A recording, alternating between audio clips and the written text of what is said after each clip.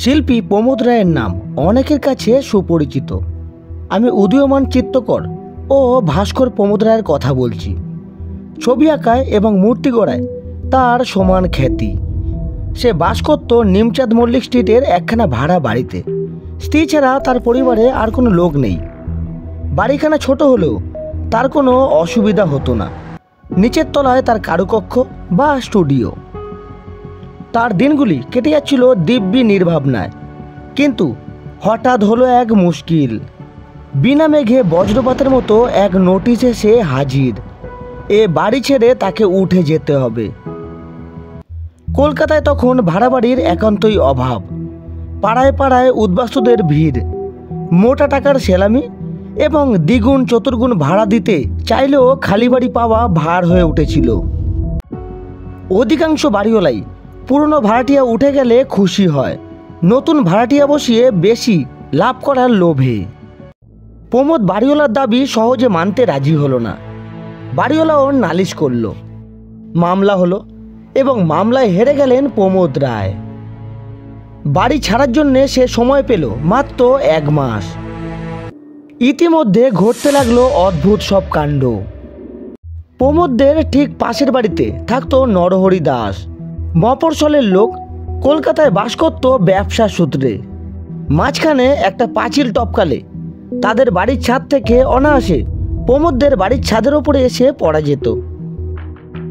নরহরির চেহারাখানি ছিল আদর্শ গদিওয়ালার মতো।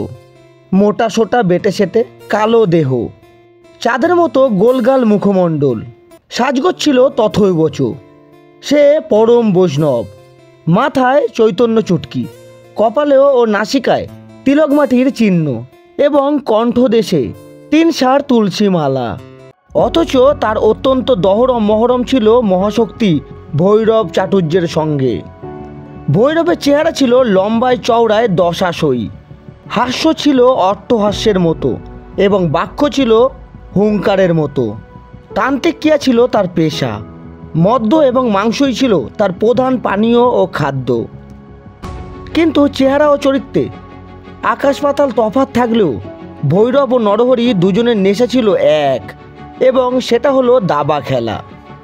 রোজ সন্ধেবেলায় নরহরি তাম্বুল চর্বণ করতে করতে এবং ভৈরব তামুক টানতে টানতে দাবা বোর্ডের ছকের সামনে বসে খেলায় বিভোর হয়ে থাকতো। সে সময় তাদের দেখলে লোক বলা বলি করত, এও যখন সম্ভবপর তখন বাঘে আর গরুতে মিলনই বা অসম্ভব হবে কেন? কিন্তু এমন মিলনও বাগড়া পড়ল।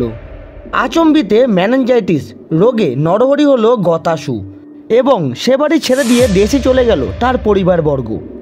ভেঙে পড়ল সেখানকার দাবা বোর্ডের সন্ধ্যার আসর। নরহরির মহাপ্রস্থানে ভৈরব চাটুর্য দুঃখ পেল বটে, কিন্তু পরম আনন্দ লাভ করলো তার বাড়িওয়ালা ক্ষেত্র বা ক্ষেত্র মল্লিক। নরহরি ভাড়া দিত মাসিক 50 টাকা। ক্ষেত্র মল্লিক এখন জো পেয়ে দাবি করে বসলো এককালীন 1000 টাকা সেলামি এবং মাসিক 150 টাকা ভাড়া। দিনকাল যা পড়েছে তাতে তার দাবি নিশ্চয়ই অপূর্ণ থাকতো না। এমনকি হবু ভাড়াটিয়াদের আনাগোনাও শুরু হয়ে গেল।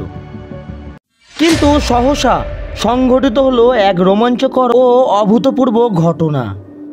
এক পূর্ণিমার রাতে পথ দিয়ে চলতে চলতে নরহরিদের পরিত্যক্ত তালাবদ্ধ খালি বাড়ির বারান্দার দিকে তাকিয়ে বদন চাটুর্যে দেখল এক বিসদৃশ্য দৃশ্য।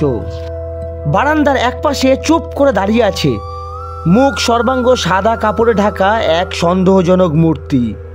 বদন চাটুর্যে বলল, কে ওখানে দাঁড়িয়ে? কোনো সাড়া নেই। বদনের সঙ্গে ছিল টর্চ।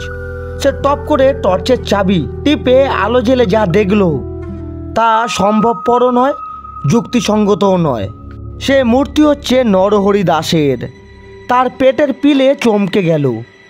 নিজের চোখের ভ্রম ভেবে বদন চাটুর্য আরও ভালো করে দেখার চেষ্টা করল, কিন্তু মোটেও চোখের ভুল নয়।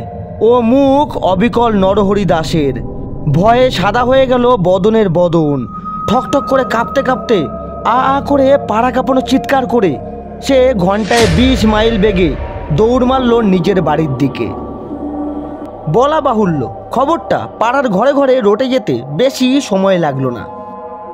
ক্ষেত্র মল্লিক তেলে বেগুনে জ্বলে উঠে বললেন, বদনা বেটা ভ্যাংচি দিতে চায়। নরহরি ছিলেন পরম বৈষ্ণব মানুষ। তিনি এখন গোলকধামে বসে মনের সুখে বিশ্রাম করছেন। কোন দুঃখে আবার এই ছাই পৃথিবীতে ফিরে আসবেন? কিন্তু নরহরি যে এখনও সশরীরে বিরাজ করছেন তার ওই ভাড়া বাড়িতেই। পাড়ার আরও কেউ কেউ তার অকাট্য চাক্ষুষ প্রমাণ পেল। তবে দিনের বেলায় তাকে দেখা যায় না, এবং দিনের বেলায় তাকে দেখবার আশাও কেউ করে না। ফল দাঁড়ালো এই, প্রথমত নরহরির বাড়ির সম্মুখ দিয়ে লোকে রাতে পথ চলাই ছেড়ে দিল। দ্বিতীয়ত হবু ভাড়াটিয়ারা ক্ষেত্র মল্লিককে একেবারেই বয়কট করল। বিনা ভাড়াতেও নরহরির বাড়িতে বাস করবার মতো লোকও আর পাওয়া যাবে বলে মনে হলো না। অবস্থা যখন এই রকম, ঠিক সেই সময় তান্ত্রিক ভট্টাচার্য এসে বাসনা প্রকাশ করল। ক্ষেত্রবাবু, নরহরিদের বাড়িখানা আমি ভাড়া নিতে চাই। নিজের কানকেও বিশ্বাস করতে পারলেন না ক্ষেত্র মল্লিক। তিনি বললেন, তাই নাকি? ক্ষেত্রবাবু, আমি হচ্ছি তন্ত্রসিদ্ধ মানুষ। বৈষ্ণবের প্রেতাত্মা আমাকে দেখলেই ভয়ে পিছুটান দেওয়ার পথ পাবে না। ক্ষেত্র মল্লিক তাড়াতাড়ি বলল, ঠিক বলেছ ভট্টাচার্য, তোমার সঙ্গে আমিও একমত। কিন্তু আমি হচ্ছি গরিব, মাসে 30 টাকার বেশি ভাড়া দেওয়ার শক্তি আমার নেই। বেশ বেশ বেশ তাই। নরহরির বাড়িতে এসে জাঁকিয়ে বসলো ভৈরব ভট্টাচার্য। সত্যি সত্যি মনে মনে তার দৃঢ় বিশ্বাস ছিল, বৈষ্ণবের প্রেতাত্মা কিছুতেই তার নিকটবর্তী হওয়ার সাহস প্রকাশ করতে পারবে না। যখন প্রথম 2 রাত্রির মধ্যেও নরহরি চৈতন্য চুটকি পর্যন্ত দেখা গেল না, ভৈরব তখন পাড়ার বাড়িতে বাড়িতে গিয়ে তন্ত্রের অপূর্ব মহিমা সম্বন্ধে জোর গলায় বক্তৃতা দিয়ে বেড়াতে লাগলো। তারপরে এলো অমাবস্যার রাত্রি। দোতলায় একটি ঘরে পূজার উপকরণ নিয়ে আসনাসীন হলো ভৈরব ভট্টাচার্য। নরহরির ভয়ে পথ নির্জন, কোথাও টু শব্দটুকু পর্যন্ত শোনা যায় না। বাইরে ঘুটঘুটে অন্ধকার রাত, ঘরের ভেতরে জ্বলছে একটা হ্যারিকেন লণ্ঠনের টিমটিমে আলো। ভৈরব এক মনে 2 চক্ষু বুজে মন্ত্র জপ করছিল। আচমকা একটা বিকৃত অনুনাসিকা কণ্ঠস্বর শোনা গেল, ভৈরব, এক চাল দাবা খেলবে ভায়া? ভয়ঙ্কর চমকে গিয়ে ভৈরব চোখ খুলেই দেখে ঘরের দরজার কাছে পা থেকে গলা পর্যন্ত ধপধপে সাদা কাপড়ে মুড়ি দিয়ে দাঁড়িয়ে আছে স্বয়ং নরহরি ছাড়া আর কেউ নয়। ভৈরবী সবচেয়ে বেশি চিনত নরহরিকে। তার চোখের ভ্রম হবার জো নেই। তারপর আর কিছু নয়, বিরাট এক আর্তনাদ এবং ভৈরবের ভূমিতলে পতন ও মূর্ছা। ক্ষেত্র মল্লিক হতাশভাবে স্থির করল ওই ভুতুরে বাড়িখানা ভেঙে ফেলবে, একেবারে নতুন বাড়ি তৈরি করবে। কিন্তু হঠাৎ যখন শিল্পী প্রমোদ রায় এসে নরহরির বাড়িখানা ভাড়া নিতে চাইল, তখন ক্ষেত্র মল্লিকের চেয়ে বিস্মিত লোক পৃথিবীতে আর কেউ ছিল না বোধ হয়। প্রমোদ বলল, কলকাতায় খালি বাড়ি দুর্লভ, অথচ বাড়িওয়ালার হুমকি আর 1 সপ্তাহের মধ্যে আমাকে উঠে যেতে হবে। সুতরাং আমার অবস্থা বুঝতেই পারছেন তো। ক্ষেত্র মল্লিক বলল, বেশ বাবা, আমি বেশি ভাড়াও চাই না, তুমি মাসে 25 টাকা দিও। তাহলে এই 25 টাকা অগ্রিম নিয়ে 3 বছরের করাই আমাকে চুক্তিপত্র লিখে দিন। আচ্ছা।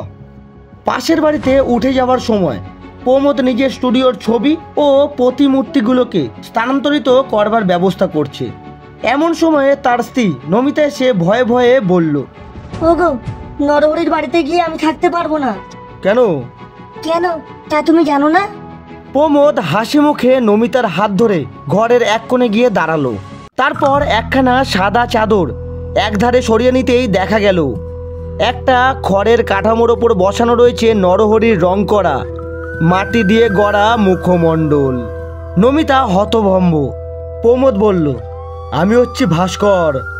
নরহরির মুখ আমি অনায়াসেই গড়তে পেরেছি। পাঁচিল টপকে পাশের বাড়িতে যাওয়াও আমার পক্ষে কঠিন হয়নি। আমাকে সাহায্য করেছে আবছা রাত আর মানুষের স্বাভাবিক ভয় আর কুসংস্কার।